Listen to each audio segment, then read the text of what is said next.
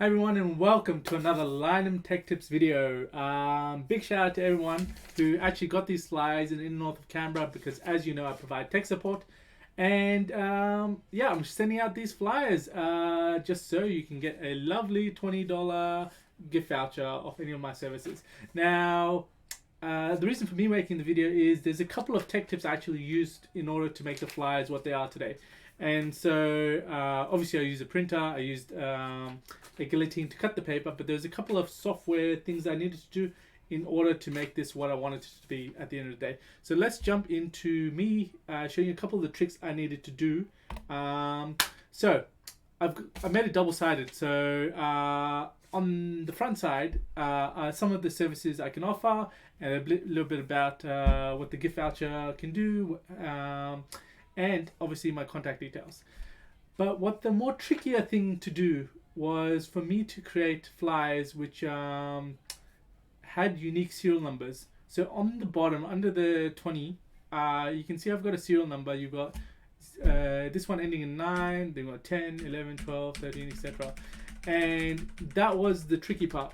So first thing is first, how did I make all the images and stuff? People who are familiar with Photoshop will use that, but if you're looking for a free alternative to Photoshop, I highly recommend, let me bring it up, paint.net.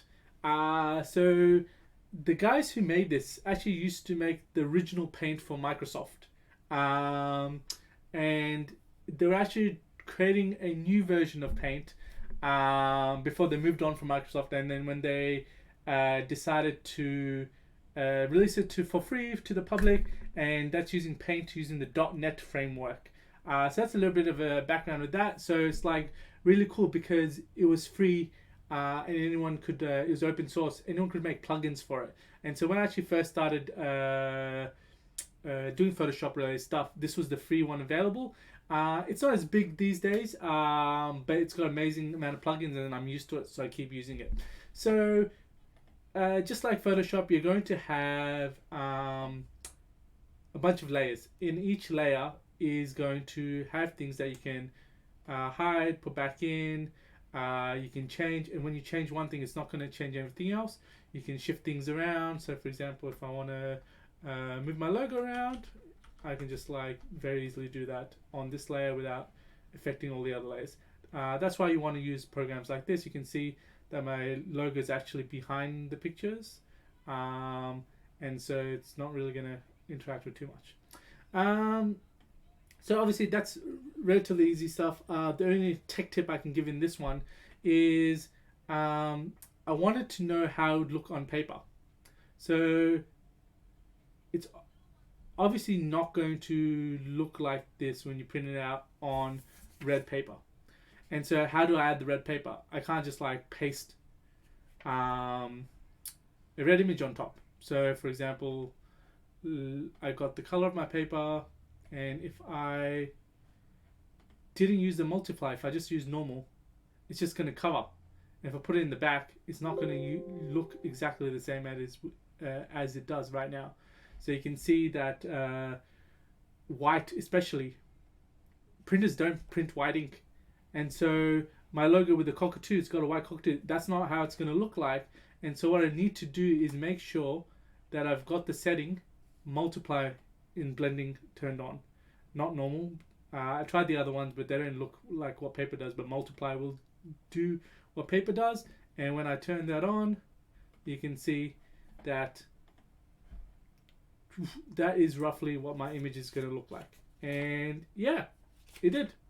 And so that's a cool tip there. Serial numbers, how did I do that? There is another software which you might have sneak peeked when I showed, called nanDECK.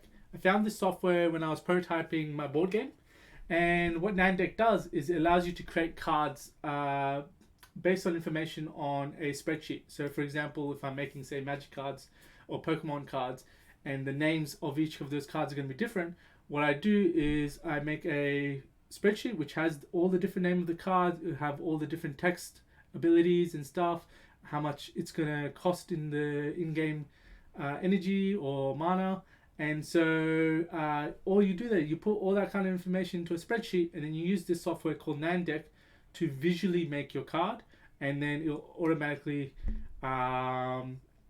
make each card with, in my case, unique serial numbers for each of my flyers. So let's quickly jump into nanDECK. It looks something like this. It's a bit scary with all the code, and yeah, you might need to watch a tutorial to understand what it does. But one great thing is it's got a lot of visual features. So for example, if I go into the visual editor, I can say, oh, this is my background picture. We want to put that in. And then where my code is for the serial number, put it in that exact spot, and then you can move it around, kind of like Paint.net or Photoshop. You can move these things around. But the good thing is my text is linked to my spreadsheet I made. So I've got the number, postcode, serial, and year. And so basically what I did using spreadsheet software is I made a column. I made the year 21 because 2021. 2602 is the postcode I'm sending these batch of flyers to. Starting from number 1, 1, 2, 3, 4, 5, actually, let me delete that. And you can see, first thing I did, 2021. I wrote a second time there, and then what you can do is extend that down, and you got 21 there. Basic spreadsheet stuff, 602, 2602 for the postcode of Lynham. Spread that down, 1, 2, and then obviously that's going to turn into all the numbers down there. Now for this one, you need to know what concatenation is. Concatenation is basically combining these columns together to make another field which has the combination. Now, oops, I don't want 1. I want 0, 0, 0, 1. So I've got to make sure I put a single quotation mark at the front. So that's going to treat what's coming after it as a text as opposed to a number. So it's actually going to display it properly as opposed to treating it just like the number 1. So we can extend that there, and then here we're going to go comma 0, 0, 0, 0, 2. Quotation mark, and there we go. That worked there. All right, equals. We take the first cell, click on that. Use the AND symbol on the keyboard. So Shift 7. We're going to do double quotation because we want a space bar in between. Add our space, close the quotation. Add another AND symbol, and we're going to add our second cell, B1. Hit enter, and you can see that it worked there. And all I got to do is repeat the same thing. We're going to add AND, quotation, and second, third cell. Click, and there we go. Easy as that. Expand that down, and that's how we got our unique set of numbers. Click that. Now, instead of I'm going to save this as a CSV file as opposed to a Excel file, XLSX or XLS. And so once I've got that, I can close this. If I want to look at what my CSV file does, CSV file being a TXT file effectively with comma separated values, that's what CSV stands for. You can just open that with your text notepad, and you can see that's the numbers there. 1, 2, 3, 4. So once I've got that, I'm telling the code in nanDECK to look at that file and then look at the column which I've labeled serial and give me the numbers from that. And so that's awesome. Confirmed. You can see how it's going to visually look for your first card.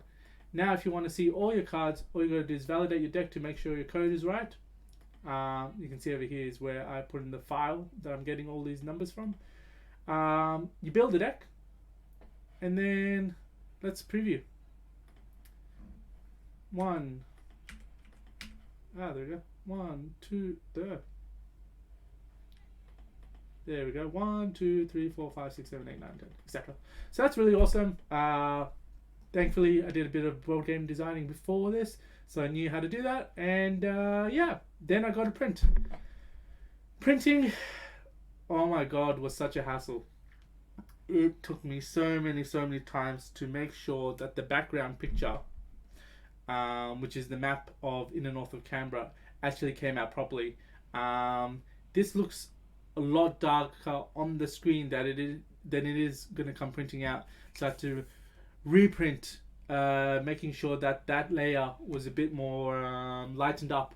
Reprint. Oh, too light. Okay. Okay, print again. Okay, this element's coming dark, this element's coming light. So I had to make sure that the darker parts of the map were lightened up again, so everything would come up. Oh, finally got it done. And so once that was done, I was like, okay, now I'm gonna make it double-sided. Unfortunately, I don't have a double-sided printer. All I got is this little beastie. So this is from Officeworks. It's a laser color printer, which means I can print really fast instead of using bubble jet. Instead of using liquid ink, it's using powder, which is awesome. But you got to make sure when you put the paper back in, you put it in the right way. Otherwise, it's going to print on the exact same side. So I've got one tray here. You'll notice that symbol on the on the print. You see those lines? That actually means that's where the side that's going to get printed. So the printing is actually going to happen on the downside. So if I've already printed my front side and I want the printing on the back side, I'm going to make sure the blank page is on the bottom. And so yeah, make sure you do that, otherwise you're wasting a little bit of paper in your trials. Then you got to make sure you're cutting correctly.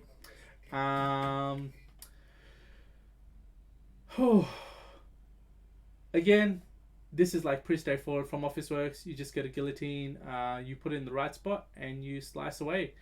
Now, there is one mistake I actually made when I was doing this. I'll show it to you in a second once I do the first slice. I mean, Officeworks is amazing, isn't it? You can get anything you need. Got the printer there, got the guillotine there, and there you go. So instead of it going like, you know, regular guillotine, it just slides the blade along. Super safe, really amazing.